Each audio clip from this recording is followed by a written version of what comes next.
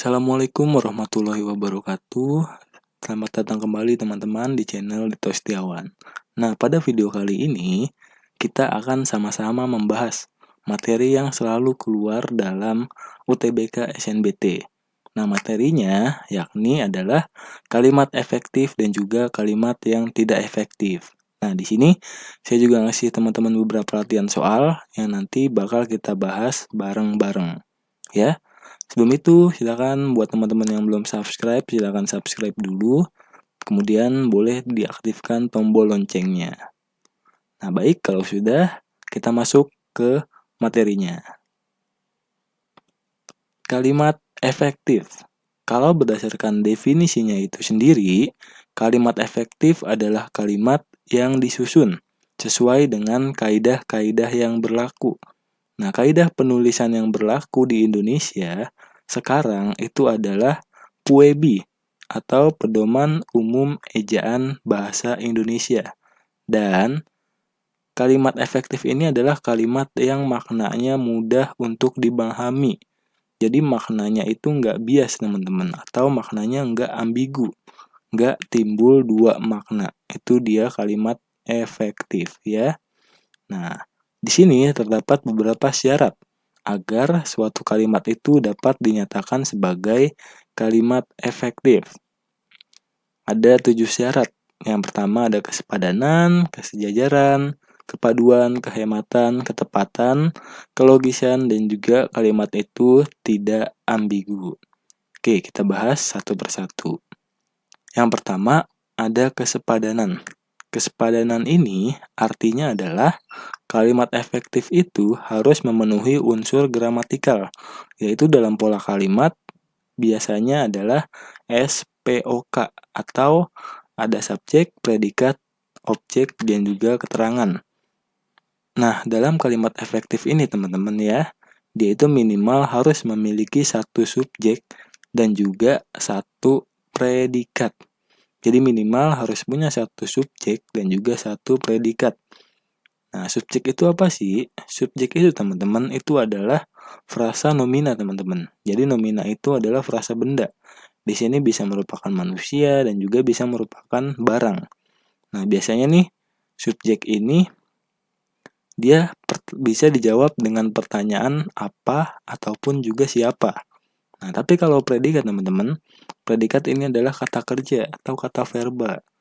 Nah, dia ini biasanya itu menjelaskan tentang subjeknya. Subjeknya lagi ngapain sih?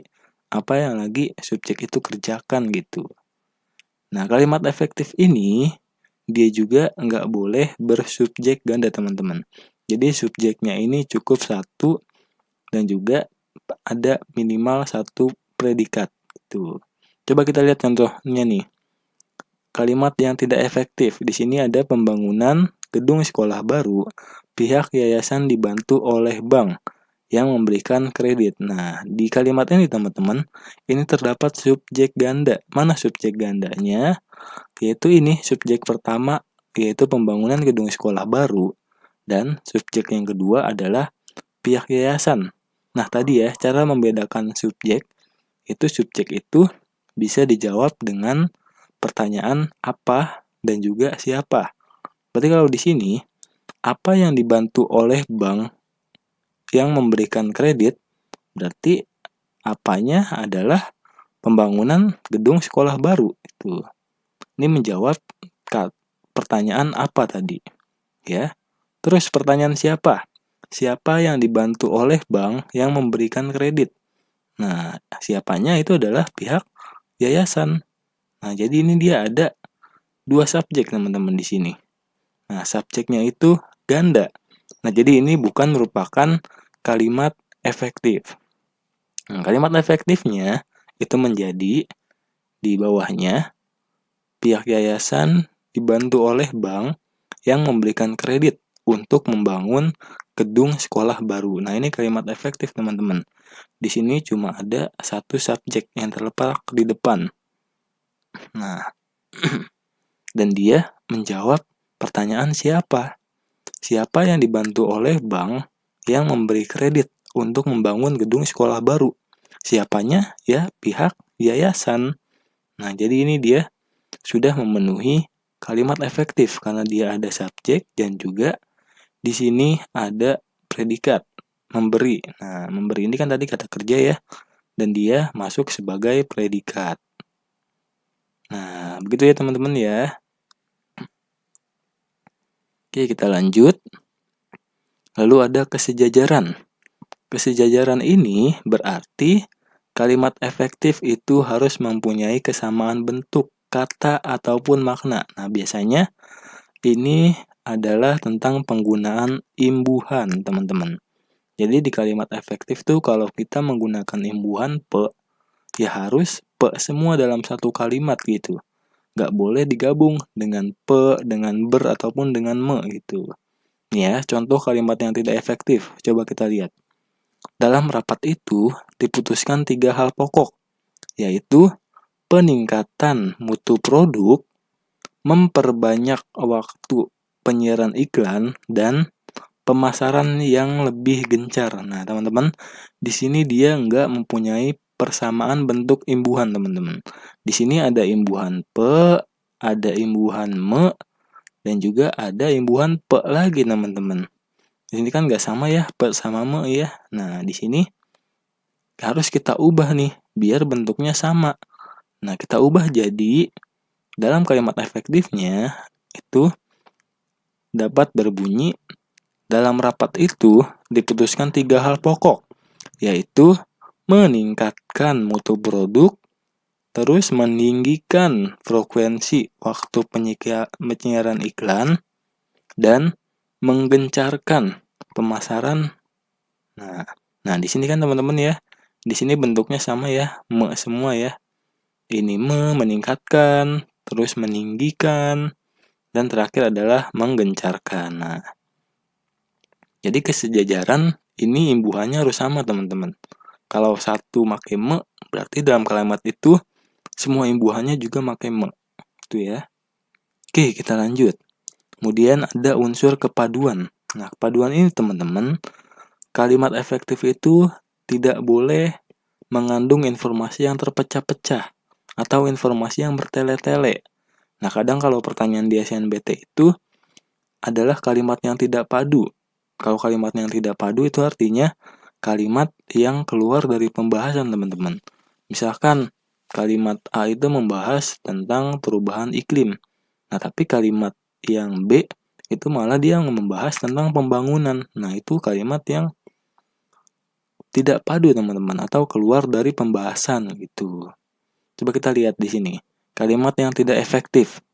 Liputan ini membahas tentang pentingnya mengatur keuangan. Nah, di sini teman-teman ya.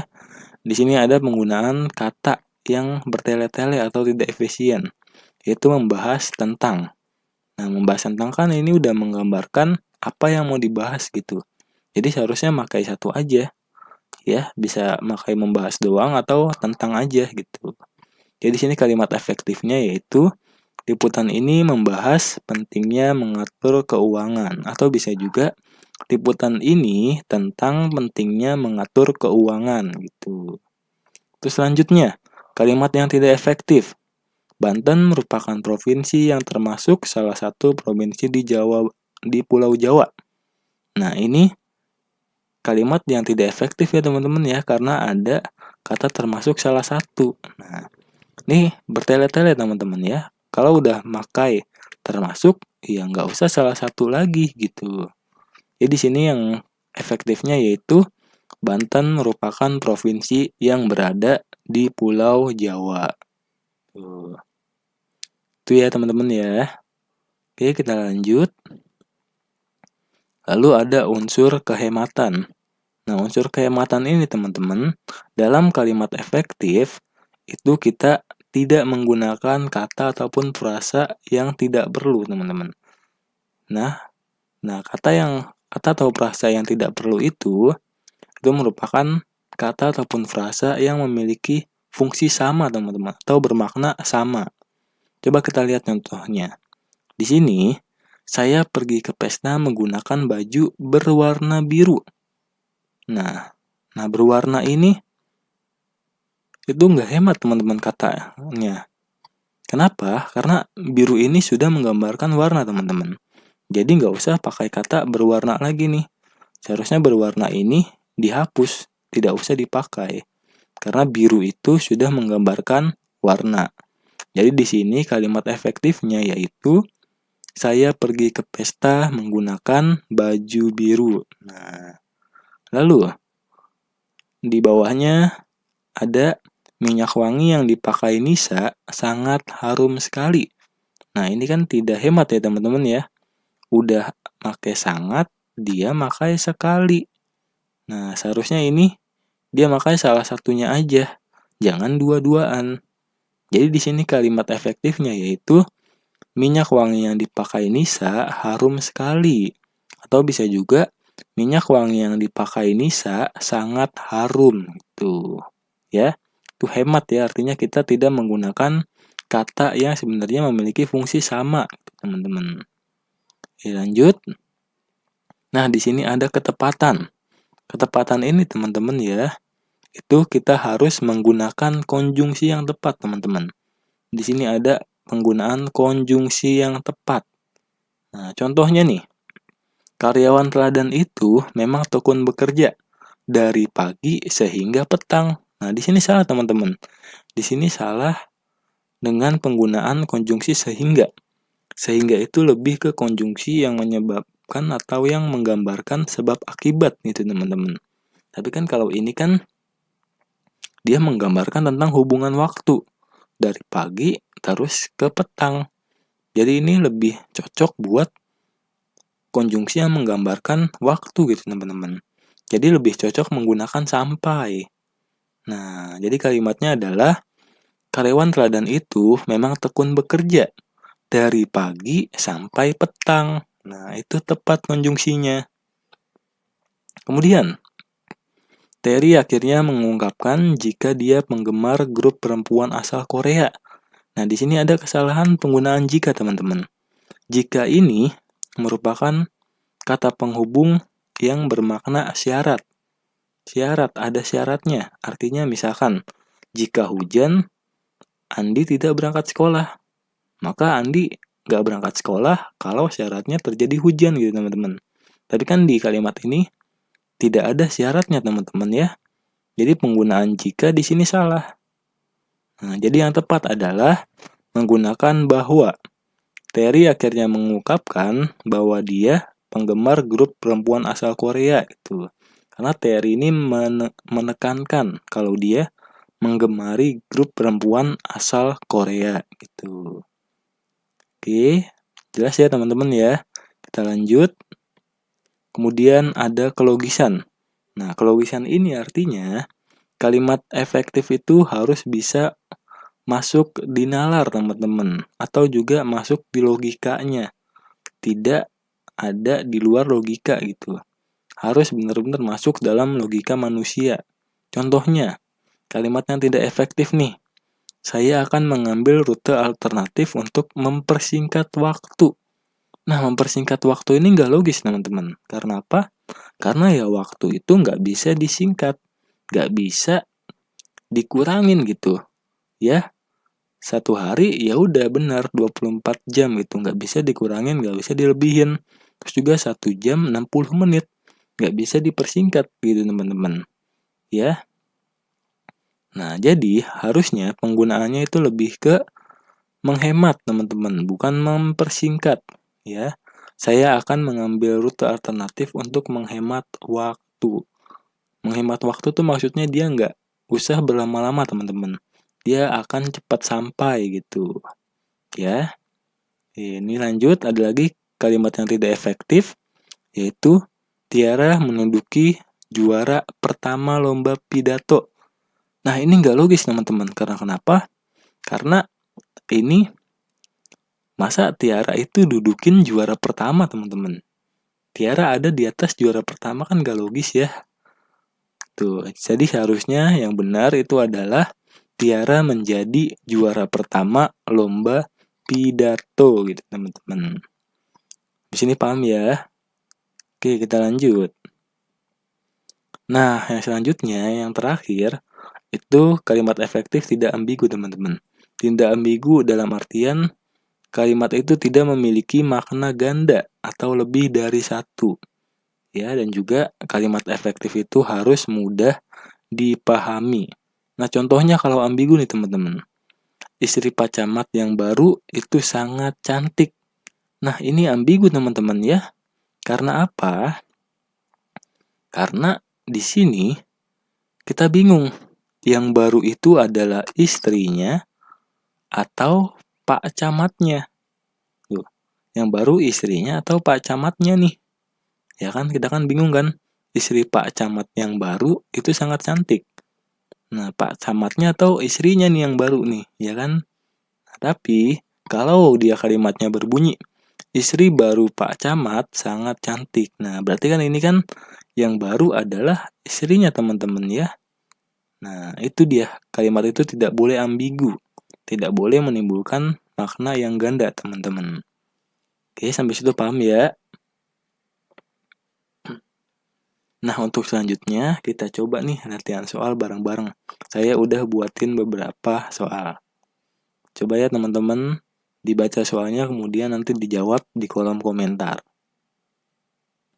Nomor 1. Berdasarkan pernyataan di atas, kalimat efektif ditunjukkan oleh nomor. Oke. Di sini kita lihat dulu teman-teman ya. Biar cepat kita lihat ke ini dulu ya, ke nomor 6 dulu ya. Nomor 6. Dewi saya melihat orang tua dengan kacamata di restoran. Nah, ini seharusnya Dewi aja teman-teman ya. Dewi melihat orang tua dengan kacamata di restoran. Nah, teman-teman ya, kalimat ini kalau menurut saya itu ini menimbulkan makna ambigu, teman-teman. Karena apa? Karena di sini Dewi itu dia ngelihat pakai kacamata, dia ngelihat orang tua pakai kacamata, atau justru yang pakai kacamata itu orang tuanya, teman-teman. Nah, jadi bingung kan? Jadi ini ada dua ambigu nih. Si Dewinya yang pakai kacamata atau si orang tuanya yang pakai kacamata. Nah, kalau ambigu berarti 6 ini gak termasuk ke dalam kalimat efektif, teman-teman. Karena ambigu. Nah, jadi yang ada 6-nya salah ya. Opsi D salah, opsi E salah. Kemudian kita lihat di sini ada nomor 3. Kita lihat teman-teman. Nomor 3. Dina membeli 3 buku di pasar. Nah, ini kelihatannya nggak ada yang ambigu ya teman-teman ya. Di sini kalau kita lihat strukturnya, Dina itu adalah subjek dan juga membeli adalah predikat. Jadi benar ya teman-teman ya. Di sini kalimat efektif ada minimal satu subjek dan juga predikat. Tuh. Jadi 3 itu nggak ambigu ya teman-teman ya. Nah, sisa kita cek antara 2 atau 5 nih teman-teman. Nah, pertama kita cek 2 dulu deh. 2. Hati-hati banyak kecelakaan di simpang 5. Nah, menurut saya teman-teman ya, kalimat ini adalah kalimat yang ambigu. Kenapa ambigu teman-teman? Karena di sini kita yang disuruh hati-hati ya, atau di sini sedang terjadi banyak kecelakaan di simpang 5 teman-teman. Nah, di sini kan ada makna kalau di simpang 5 ini lagi terjadi kecelakaan gitu teman-teman. Soalnya ada kata-kata banyak kecelakaan. Seolah sedang terjadi kecelakaan gitu teman-teman. Ya. Atau kitanya yang justru hati-hati biar nggak terjadi kecelakaan gitu teman-teman. Jadi menurut saya nomor 2 ini dia itu ambigu teman-teman ya. Jadi 2 bukan ya. Nah, jadi jawabannya adalah 3 dan juga 5. Coba 5 kita lihat teman-teman. Hadirin serentak berdiri setelah mengetahui mempelai memasuki ruangan. Nah, ini kalimat efektif betul teman-teman ya. Karena tidak ada yang namanya ambigu, terus juga strukturnya ini benar, ini ada subjek ya. Nah, terus mengetahui itu juga predikat. Nah, terus mempelai memasuki keterangan ini adalah keterangan ya. Nah, jadi yang betul adalah 3, dan juga 5. Jawabannya C. Oke. Ini ya teman-teman ya, boleh di SS ya buat belajar. Oke, kita lanjut nomor 2. Nomor 2, kalimat manakah yang paling efektif sebagai penggabungan dua kalimat di atas? Coba kita lihat kalimatnya teman-teman. Kemerosotan mental dan karakter bangsa tampak jelas terjadi di mana-mana. Diperlukan kerja keras dan upaya semua pihak untuk memperbaiki kemerosotan mental dan karakter bangsa tersebut. Nah, kalau kita cerna ya teman-teman ya, di dua kalimat ini itu ada hubungan yang namanya sebab akibat. Kenapa? Karena ada sebabnya teman-teman. Sebabnya apa? Kemerosotan mental dan karakter bangsa. Sehingga akibatnya perlu ada upaya nih dari beberapa pihak buat memperbaikinya gitu. Nah, jadi di sini kata penghubung yang paling tepat yang digunakan itu seharusnya adalah kata penghubung yang berdasarkan sebab akibat teman-teman. Nah, kata penghubung sebab akibat yang mana sih nih? Coba kita lihat ya. Yang A, ini ada kata penghubung karena. Nah, kata penghubung karena ini teman-teman ya, ini saya rasa kurang cocok teman-teman. Karena di sini seolah-olah kemerosotan mental tuh sebabnya karena kerja keras dan upaya teman-teman. Padahal mah enggak. Padahal dampaknya seharusnya. Dampak dari kemerosotan mental seharusnya diperlukan kerja keras buat menanganinya gitu teman-teman. Jadi yang karena ini salah ya. Nah, terus yang B. Di sini ada kata penghubung sehingga. Nah, sehingga ini menurut saya yang paling cocok teman-teman. Ya, karena kenapa? Karena kata sehingga ini otomatis kita tahu dong bahwa kemerosotan mental itu sehingga perlu diatasi oleh berbagai pihak gitu ya. Sehingga akibatnya nih beberapa pihak perlu buat mengatasinya gitu teman-teman. Ya, ini lebih cocok ya yang kiri ada sebab dan yang kanan ini ada kalimat akibat gitu teman-teman. Terus yang C ini ada walaupun. Nah, walaupun ini salah ya teman-teman ya di sini ya, kurang cocok buat dipakai. Terus juga ada bahkan. Nah, bahkan ini konjungsi yang menekankan penekanan teman-teman. Nah, jadi juga kurang cocok dan juga padahal. Nah, padahal juga kurang cocok. Ini konjungsi yang berlawanan. Jadi jawabannya adalah yang B, teman-teman. Nah, ini ya pembahasannya ya. Boleh di SS buat belajar di rumah. Jawabannya itu adalah B ya teman-teman ya, bukan C ya. Ini saya belum dihapus. B. Nah, oke kita lanjut. Nomor 3. Kalimat yang tidak padu. Nah, di sini ditanya yang tidak padu teman-teman. Pada bacaan di atas adalah, nah, kalimat yang tidak padu itu teman-teman artinya kalimat yang bertele-tele ataupun kalimat yang dia itu keluar dari pembahasan di paragrafnya. Coba ya kita lihat kalimat nomor 1. Pada zaman modern, dengan kecanggihan teknologi, orang tua memiliki beberapa pilihan untuk mencukupi kebutuhan anak-anaknya. Nah, saya rasa nih di kalimat 1 nggak ada yang namanya bertele-tele ya teman-teman ya. Ini kalimatnya sudah efektif. Terus kalimat nomor 2. Karakter dan sifat-sifat orang tua akan menurun kepada buah hatinya. Oke, di sini juga nggak ada yang bertele-tele ya. Terus nomor 3. Oleh sebab itu, orang tua harus memiliki pemahaman dan pengetahuan yang memadai agar dalam menyediakan kebutuhan buah hati dapat memberikan manfaat yang tepat. Nah, teman-teman, kalau kita lihat kalimat 1, 2, 3 ini ya, kalimat 1 kan tadi membahas tentang kebutuhan anak, teman-teman. Tapi kalimat 2 ini membahas tentang karakter, teman-teman. Dan kalimat 3 itu membahas tentang kebutuhan anak juga, teman-teman. Coba kita lihat kalimat 4. Kalimat 4, apa yang harus dilakukan agar orang tua tidak keliru dalam, nah di sini kalimat 4 juga membahas kebutuhan juga teman-teman ya. Dan nomor 5, untuk menjawab pertanyaan ini, Alifa Kids Center didukung BNI Syariah menghadirkan Kids Festival dan Education Fair. Nah, di sini ya teman-teman ya, kalau kita lihat kalimat 1, 3, 4, dan 5, ini membahas satu hal yang sama teman-teman, yaitu masalah tentang kebutuhan anak atau kebutuhan buah hati. yang orang tua itu belum memiliki pemahaman dan pengetahuan yang memadai, teman-teman. Nah, jadi yang tidak padu ini adalah yang 2, teman-teman. Kenapa? Karena 2 ini, dia itu membahas tentang karakter dan sifat orang tua yang turun. 2 itu tidak membahas tentang kebutuhan buah hati, teman-teman. Jadi yang tidak padu adalah kalimat nomor 2. Nah, ini ya pembahasannya ya. Boleh di SS. Untuk belajar di rumah, kita lanjutkan. Nah, teman-teman, ini ada soal nomor 4. Soal nomor 4 silakan coba teman-teman kerjain sendiri dulu. Nah, nanti silakan tuliskan jawabannya di kolom komentar. Oke, cukup sekian teman-teman. Jangan lupa like dan juga subscribe ya teman-teman ya. Dan kita akan bertemu pada video selanjutnya. Terima kasih.